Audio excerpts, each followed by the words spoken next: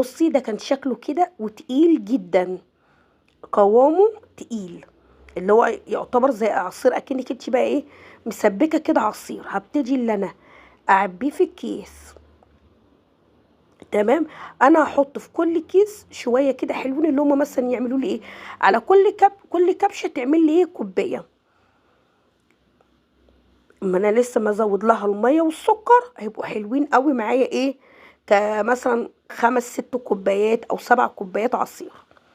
انا بصي الكميه اللي انا خدتها في الشفشق ديت هضيف لها سكر واضيف لها ايه ميه،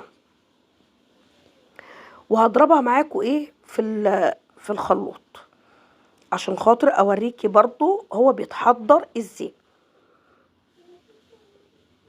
وده شكل العصير في شفشق الخلاط. ضفت لهم ايه ميه. بصي عملوا لي قد ايه. بصي قوامه بقى خفيف وحلو، ولا هو خفيف ميه ولا هو تقيل. قوامه حلو جدا وطعمه اللهم بارك اللهم بارك، طعمه حلو جدا. واهم حاجه